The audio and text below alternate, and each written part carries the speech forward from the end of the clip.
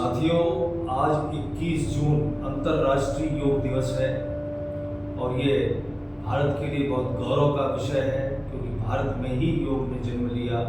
भारत के मनीषियों ने, ऋषियों ने जो योग हमको दिया है वो आज पूरे विश्व में छा गया है और पिछले 10 वर्ष से अंतर्राष्ट्रीय स्तर पर योग दिवस मनाया जा रहा है पूरे विश्व में, क्योंकि इसमें बहुत कुछ है जिसके कारण इसको पूरे विश्व में इसको सम्मान मिला है। इसमें चूँकि हमारे अपने देश की ही का ही इसका जन्म हुआ था यहाँ पर, इसलिए हम लोगों को विशेष रूप से बहुत खुशी है और आशा है कि आने वाले वर्षों में जैसे जैसे योग ज़्यादा फैलेगा उसमें पूरे विश्व के मानवों का कल्याण हो। इस अवसर पर जो योग दिवस है इस पर हम लोग आज ये संकल्प लें कि अपने जीवन में भी इसको अपनाएंगे।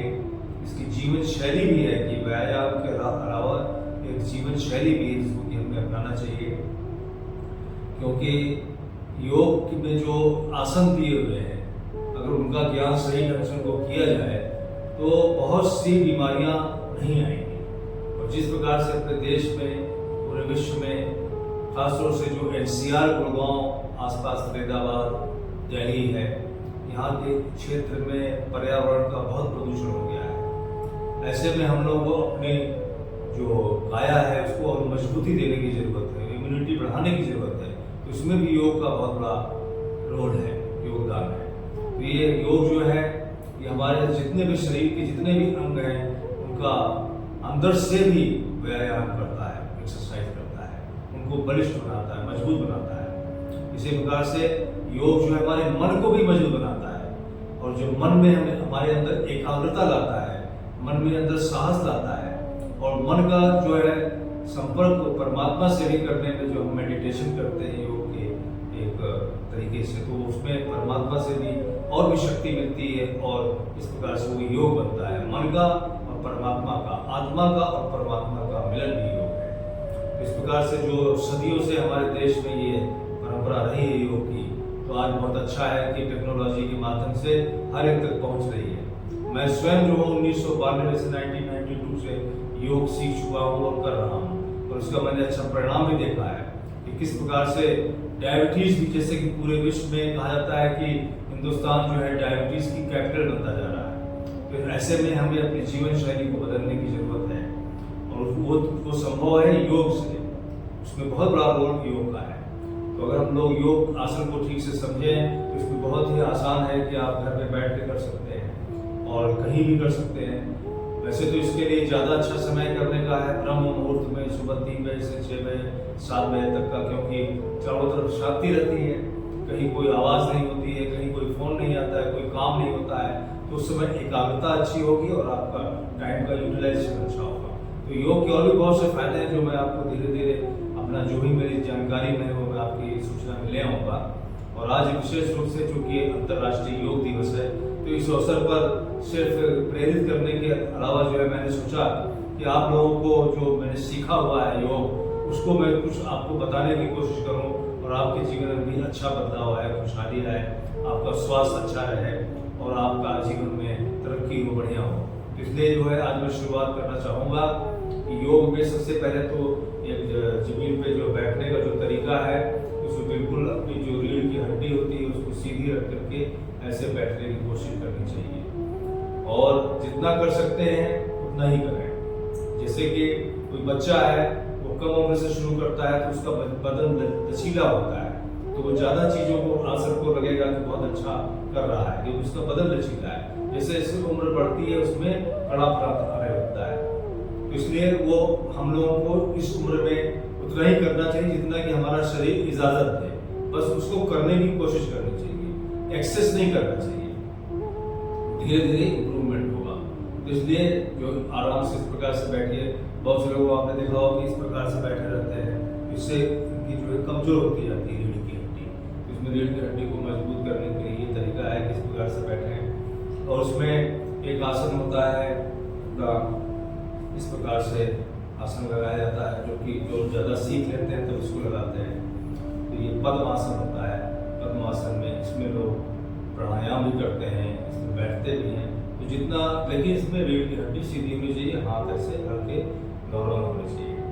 तो ये अभी करने की आवश्यकता नहीं है। जो लोग नया सीख रहे हैं उनको इसकी जरूरत नहीं है। अभी इस प्रकार से सिर्फ बैठे। इसके अलावा जो है इसको एक ये आसन होता है, इसमें बटरफ्लाई इसको बोलते हैं, ऊपर नीचे। इसमें जो है जितना भी पेट का नीचे वाला हिस्सा है और आपकी जो जांघ है, हाथ, इसमें जो है लचीलापन आता है और इसके ये एक्टिव होता है। जो भी पेट के नीचे के हिस्से में जितने भी अंग हैं, पैंक्रियास है और लीवर है, सब चीज़ें हैं, तो वो सब चीज़ों का बहुत इसमें फायदा होता है। तो इसको भी करने की कोशिश करें। इसके बाद जो सबसे अच्छा सहज आसन है वो मैं आज पहली बार आपको ये बताऊंगा। तो सहज आसन जो अपना वज्र आसन के नाम से भी जानते हैं, वज्र आसन। तो वज्र आसन में दोनों पैरों को इस प्रकार से मोड़ लिया जाता है और इस प्रकार से जो पीछे इसका वो है पंजे हैं पैरों के, उसके ऊपर बैठते हैं और सीधा बैठते हैं। इसको कहते हैं वज्रासन, सहज आसन।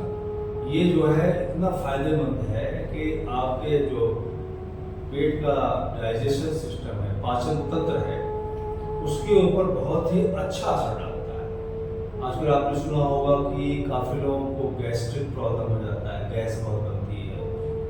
बहुत से लोगों को जो है एसिडिटी हो जाती है, बहुत सा ऐसा खाने पीने का प्रदूषित चीज़ें हैं उसके कारण, या अपना बहुत कब्ज भी हो जाता है। तो ये सब चीज़ें इसमें जनरली ये करना चाहिए इसका फ़ायदा लेने के लिए कि जब भी आप भोजन करें, भोजन करने के बाद कुछ देर रिलैक्स बैठें इस प्रकार के आसन में।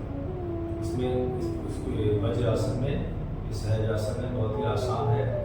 लेकिन जिन लोगों को नीज की प्रॉब्लम है, ये जिन लोगों के पेट में अल्सर या इंजरी है, कहीं को चोट है, तो वो लोग इसको नहीं ना करें, डॉक्टर की सलाह से ही फिर करें। अदरवाइज जिसका नॉर्मल है, पेट के लिए बहुत अच्छा आसन है, ब्लड प्रेशर ठीक करने के लिए बहुत अच्छा आसन है, डायबिटीज को कंट्रोल करने के लिए बहुत अच्छा आसन है। तो आपको ये करने में 5-10 मिनट, शुरू में हो सकता है कि आपको 1 मिनट से ज़्यादा ना बैठ पाए, तो कोई बात नहीं, तो आप धीरे धीरे इसको बढ़ाइए।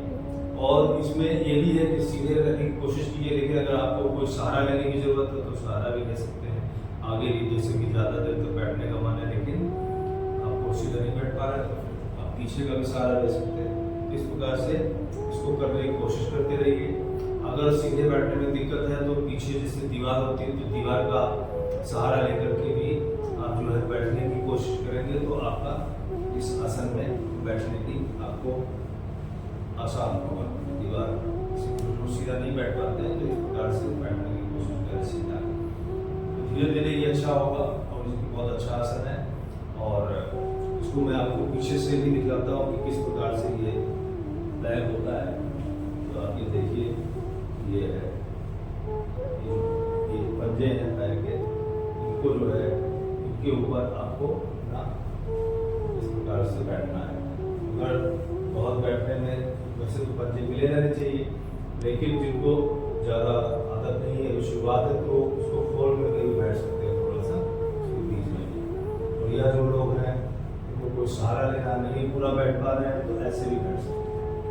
ये बहुत ही अच्छा आसन, साइड से भी मैं आपको दिखा देता हूँ कि किस प्रकार से ये बनता है।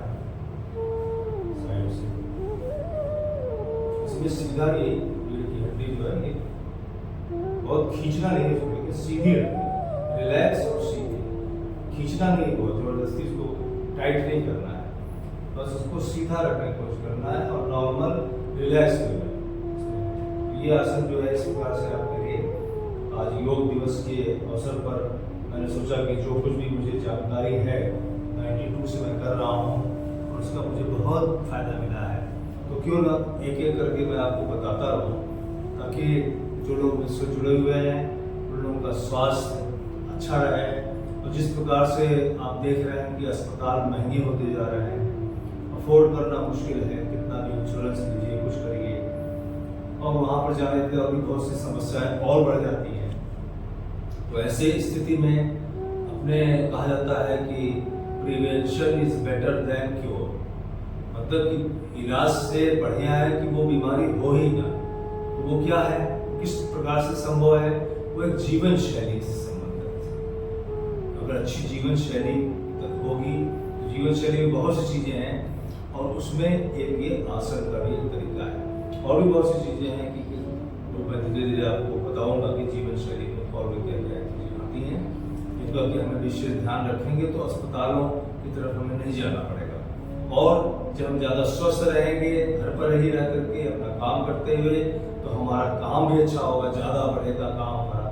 इसलिए हमें अपने इन सब चीज़ों पर ध्यान देना चाहिए। और आज ये ऐसा मौका है अंतर्राष्ट्रीय योग दिवस का कि इस पे हर आदमी को अपने जीवन को खुशहाल बनाने के लिए, अच्छा बनाने के लिए इसको जोर अपनाना चाहिए। ये मेरा आप सभी से अनुरोध है कि आपके आने वाले जो पीढ़ियाँ हैं उनको, बच्चों को अभी से सिखाएंगे तो उनके जीवन का ये अभिन्न अंग बन जाएगा और उनका जीवन हम लोगों से भी बेहतर, खुशहाल रहेगा, स्वस्थ रहेगा। और जब काया निरोगी रहेगी तो सबसे बड़ा सुख है निरोगी काया का होना। उससे जब रहेगी निरोगी काया तो आपका मन में जीवन में उत्साह रहता है। अब किसी को अगर गैस्ट्रिक प्रॉब्लम ज़्यादा है, कोई एसिडिटी है, कुछ है, तो उसका काम में मन ही नहीं लगता है। इसलिए काम भी आपका अच्छा, आने वाली जनरेशन की बच्चों की जो पढ़ाई अच्छी तभी होगी जब वो योगा को करते रहेंगे और उनका जीवन शुरू से ही एक अच्छा, स्वस्थ, निरोगी काया रहेगी। तो इन शब्दों के साथ आने वाले समय में मैं प्रतिदिन कोशिश करूंगा कि जब भी मुझे समय मिलेगा मैं कोई न कोई एक आसन और उसके विशेषता के बारे में आपको बताकर करने के लिए आपसे अनुरोध करूंगा। इसको जरूर फॉलो करें और लोगों को भी बताएं, आगे भी शेयर करें अपने विचारों को, हम लोग के विचारों को, तो बहुत अच्छा रहेगा। जय हिंद, जय भारत, जय तिरंगा।